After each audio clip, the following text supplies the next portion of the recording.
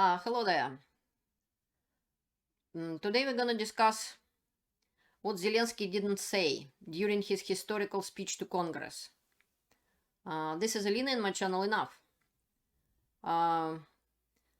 This is what is our topic today, because sometimes it's very interesting to know not only what politicians say, but what they don't.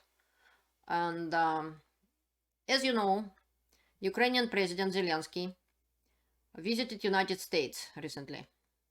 I wish he visited Canada too, but he was very busy, I presume, and that is why he just ended up visiting United States. And right now, I'll show you little pieces of speech of Mr. Zelensky, and then we'll talk about what else we need to know about that and what he didn't say exactly in his speech or didn't say. Also, I'll show you a little piece of the speech of Mr. Podolyak, the advisor of Office of the President Zelensky, and why it is important. Merry Christmas to everyone, by the way. It's Christmas Day today in Canada and in North America. And I hope you had a great Christmas. And I did too, but I'm thinking about Ukraine. I can't stop thinking about my friends in Ukraine who is suffering from cold and lack of electricity and water because of Russian aggression in that country. And that is why Zelensky's visit to United States is so important. That is why his speech is important, and that is why we're talking about it today. So this is channel of Jake Bro, very interesting and intelligent American blogger. I like his channel, and I like that speech on his channel because it has English subtitles as well. So people could see it better, what Mr. Zelensky has to say, because of course English isn't his first language and it isn't my first language. So I think that would be useful to see with subtitles a little bit. Tyranny has lost control over us.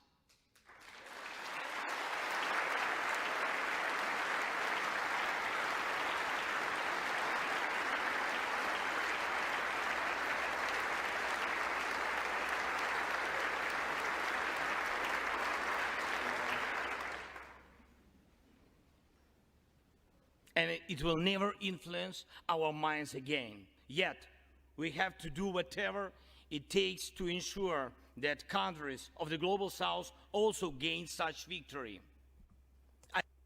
Mr. Zelensky is saying that it's important that we know about Russian influence in the world. He implying that the war in Ukraine showed that Russian aggression and Putin's army is not what the world thought it is. And Ukraine showed it to the world. Why it is important? Because Putin lies all the time. He's lying all the time. And one of the big lies everybody believed in is that Russia is the second army in the world. It's not. And Ukraine just proved it. That's what Mr. Zelensky was talking about. Besides, Russia interfered in the lives of other countries. It was admitted even by Prigozhin, Putin's chef, who trolls factories, as well as Russia Today, the official Russian propaganda media, was influencing the world. It all was a lie. And the war in Ukraine showed it loud and clear.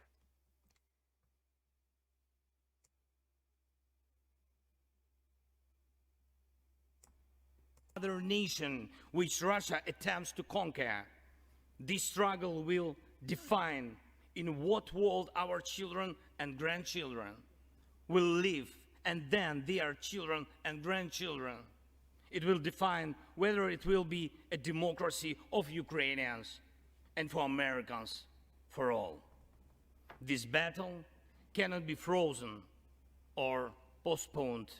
it cannot be ignored, hoping that the ocean or something else will provide a protection. And he's right. The point I'm trying to make in here that if somebody in the world is ignorant enough to not know that Ukraine cannot stop the war unless they win and completely clear off Russians from the territory of Ukraine completely. And even maybe that wouldn't be enough. But so far the world is thinking that it would be enough to stop Putin. Because Putin is advancing. Not advancing in Ukraine, misspoke. The dream of Putin is to conquer other countries. He will not stop with Ukraine. And even if imagine such a miracle that somebody bring him Ukraine on a silver platter, he will not stop. He will keep going. He can't right now because of bad situation in his economy, because of horrible situation in his army, because Ukraine beat him on the battlefield. That is why desperate Putin is bombing civilians in Ukraine right now. Destroyed over 50%, about 50% of their energy infrastructure. And admitting it publicly, laughing at it, laughing about it, and being very happy about it by bombing Ukrainian civilians because he lost on the battlefield. And the mindless attacks on Bakhmut, where Mr. Zelensky, President Zelensky, just came right before he visited Congress, US Congress, as we will see in his speech, Putin losing in his desperate attempts to attack civilians, proving it. And this battle cannot be frozen or postponed. It's plain stupid for Ukraine to agree to any of this. Even Putin doesn't even offering anything to Ukraine. He doesn't proposing anything. But if to stop it right now and postpone it, it would only mean that Putin will bring new troops, mobilize more people, and kill them the way he killing them at Bakhmut. He just keeps throwing them, marching, shooting at Ukrainians in the open field, and getting shot, and just died. It will not bring anything good, neither to Ukraine, nor to anything else. And by the end of this video, you will understand a lot of it. And the other stuff I'll tell you later in my other videos.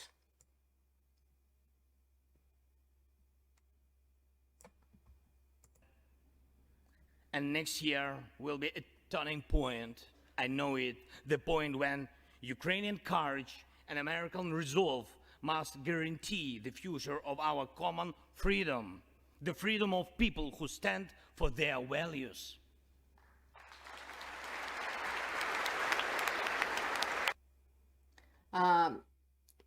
Please remember these words. We will talk about them a little later.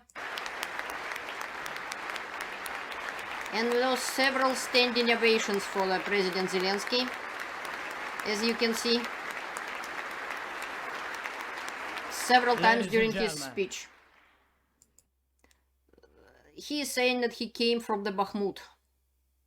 And basically, the city is destroyed. Destroyed by Russian fire, destroyed by that mindless attempt by Russians for some reason get that city. They don't need it whatsoever, yet they're trying to make some sort of a point.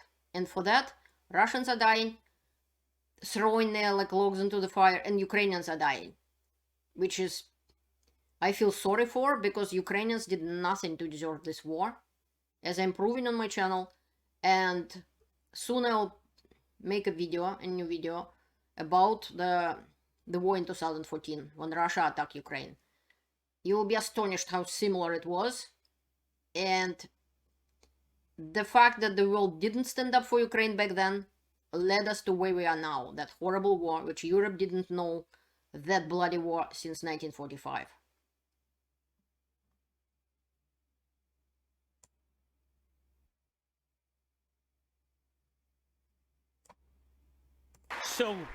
So here is the front line. The tyranny which has no lack of cruelty against the lives of free people. And your support is crucial, not just to stand in such fight, but to get to the turning point to win on the battlefield. We have artillery. Yes. Thank you. We have. Ukraine needs help. That's what President Zelensky is talking about. And providing him that help is important. It is very important. There is nothing more important right now than that.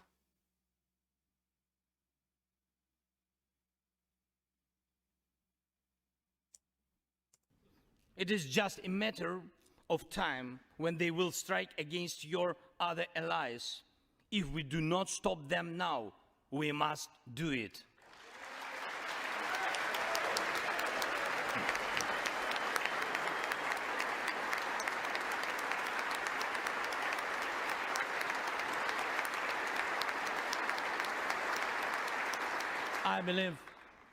I believe there should be no taboos between us in our alliance. Ukraine never asked the American soldiers to fight on our land instead of us. I assure you that Ukrainian soldiers can perfectly operate American tanks and planes themselves. As you can see, Zelensky isn't asking of American or NATO troops on the ground. No. Ukraine can do it themselves for now. They just need help. They need more weapons. They need more air defense. That's what they need. And at that little cost, the free world, by helping Ukraine right now, they can prevent the huge problems and wars to themselves in the future. Basically World War III and nuclear war. Putin must be stopped. And Ukraine doing a great job at doing that. We just need to help them.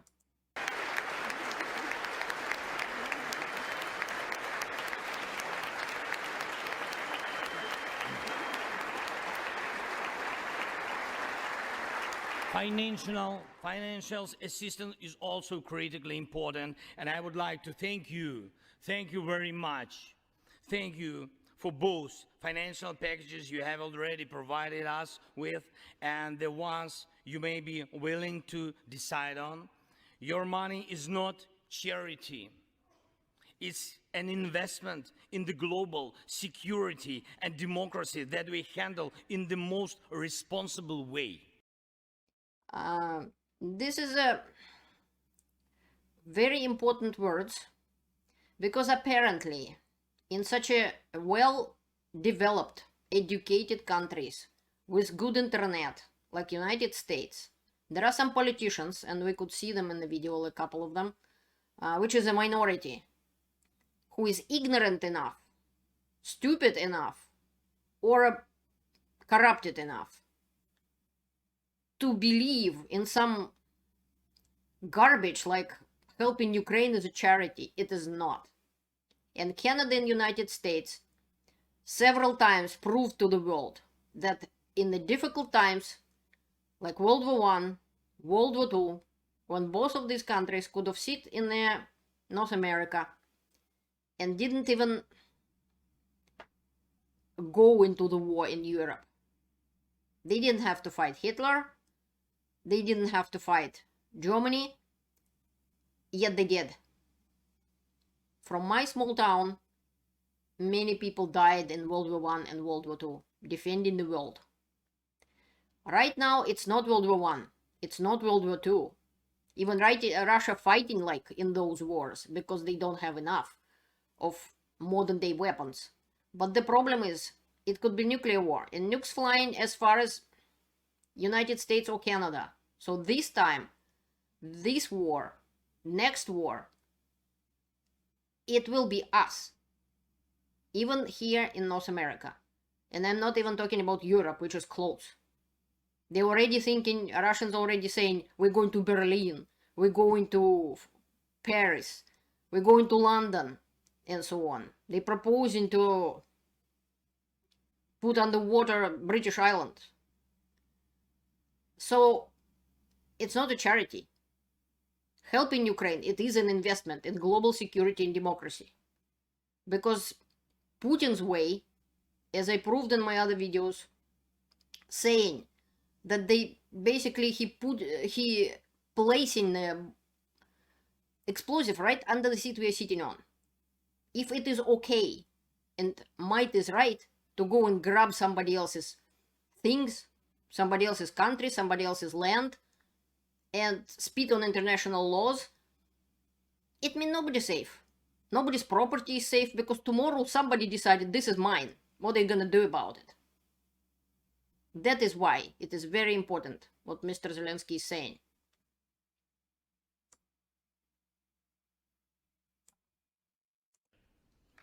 Ladies and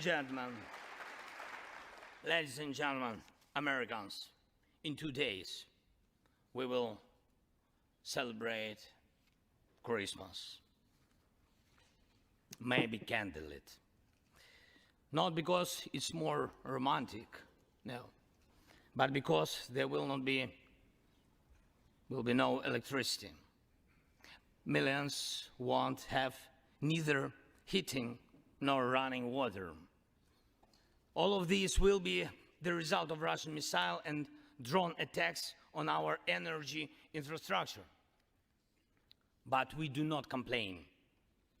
We do not judge and compare whose life is easier.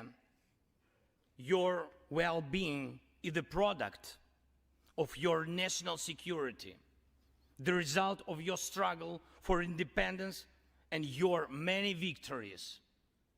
We, Ukrainians, will also go through our war of independence and freedom with dignity and success. Ukraine will win, there is no question about it. And even Mr. Zelensky brought a flag from Bakhmut with signatures of soldiers to the United States as the token of fight for the freedom together. And what he wants to say in the end is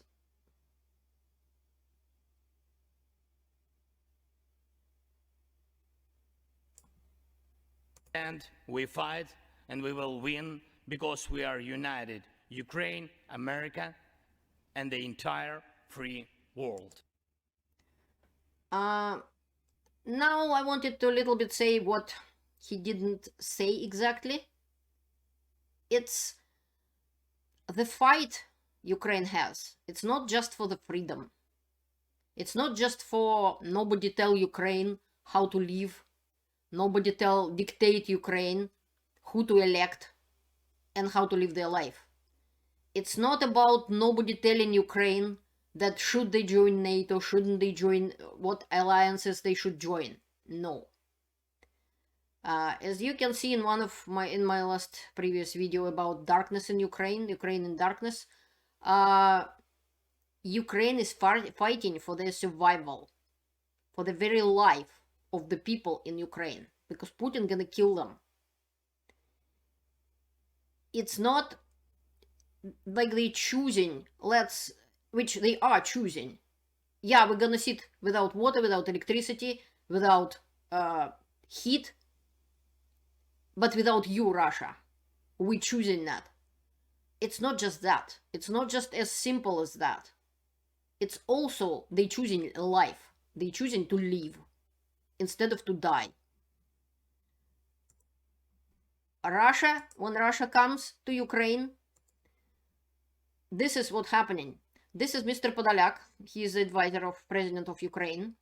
And this is channel Popular Politics. And they are discussing with the host of the channel that, for instance, Center of Citizen Initiatives, Citizenship Freedoms in Ukraine published a report about how many Ukrainians get taken away and sent to Russia. About 2.9 millions, according to Russian statistics, which is lying all the time. That many Ukrainians ended up in Russia. And many of them ended up in Russia not voluntarily, not because they want to be with Russia, because they were taken like hostages. And this is what Mr. Podolyak has to say. 9,8 миллиона — это люди, попавшие туда по принуждению как таковому. Ну, так давайте вот рассматривать дальше. Население Украины должно было градированно быть рассортировано по 4 категориям. Из них там 3 категории — это максимально нелояльное население, частично нелояльное население и относительно нелояльное население. Так вот, he's saying that in his speech for Popular Politics that Ukraine, according to Russia, was supposed to be divided. People of Ukraine, Ukrainians, supposed to be divided on certain categories. And Ukrainians see it by the, when they liberated cities which were occupied by Russia, that what happened. They divided Ukrainians in 4 different categories. One of them loyal, one of them maximum disloyalty, and then middle kind of disloyalty, and little bit disloyal. And according to that categories, they had to be treated in certain way. максимально нелояльное население должно было быть уничтожено. People who maximum disloyal, like really against Russia, must have been destroyed, killed, murdered. And they were in many places like Kherson, Bucha, Irpin. Ну и потом, наверное, бы снимали документальные фильмы, как убивали нацистов, которые... After that, Mr. Podolyak is presuming that Russians would have made documentaries how they were killing Nazis. Создавали проблемы освободителям. Who creating problems for the liberators of Ukraine, Russia. Частично нелояльное население должно было пройти через процедуры фильтрации и депортации. И partly disloyal people were supposed to go through procedures like deportation or into Russia in different places in Russia, or filtration of some sort. Следующего расселения по местам компактного проживания на территории Российской Федерации и выполнять те или иные трудовые миссии. They would have been used as a basically slave labor. Ну, я так деликатно называю трудовые миссии. Население относительно нелояльно оставалось бы, наверное, на оккупированных территориях, но находилось бы в рамках населения с частично пораженными правами. Who is little bit disloyal would have probably stayed in occupied territories, so in Ukraine.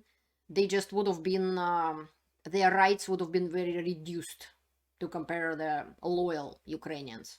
Социальными правами, ну и тем более с политическими правами. Это все рассматривалось. Social rights and political rights of those people would have been reduced very much. Концептуально. Посмотрите, вторжение — это не просто война, как оказалось, да, и то, что мы с вами увидели сначала в Киевской области, а теперь по всем оккупированным территориям, которые мы деоккупируем. Это концептуальный был подход к населению Украины, к территории Украины, то есть к тому, что должно было быть с государством Украины. Кто... He's saying that it's a conception, it's like a whole concept of how Ukrainians were supposed to be treated. It's not a random act of violence. It's not a random something somewhere. It was a whole concept which was created, how to deal with Ukrainians. And that's what's implemented in the places which were occupied by Russian army. This is the map of Russian Federation. And the green parts is the parts of Russian Federation where they hold hostages, basically, people who they brought from Ukraine and who was not loyal, or they thinking they're not loyal to Russia. They put them in the prisoners' camps, separate from other prisoners, but it's in the prisoners' camps, without court, without any law, without any court decided that they're guilty of something. They just put in the prisoners' camps, without any reason, without any law, without court decision, as hostages, as I don't know how else to call it. And that's what was discussed on the Popular Politics about what to do about these people. The Ukrainian citizens who hold hostages in Russia. And all those basically 10 regions or so. This is basically Siberia, where they were sent. So for Ukraine, it is not a question of even just fighting for freedom, it's fighting for survival. Russia proved that their attitude towards Ukraine is kill them. Whoever disagree with Russia, whoever isn't loyal, they would be murdered. Whoever is a little bit not loyal, they would be sent in the a lot not loyal, they would be sent in the prisoners camps, and the rest would have very little rights, if possible, to have any. That is why Ukraine can't just stop the war or give Russia the advantage by freezing the conflict for, I don't know, days, weeks, months, and let Russia bring more troops and attack Ukraine even more. That is why it's not possible.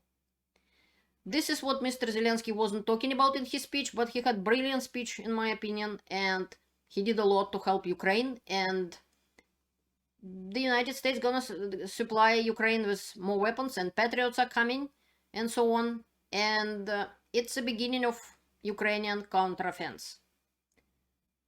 Putin's end is coming, the war will be over, and Ukraine will win. Please help Ukraine. Merry Christmas. See you later.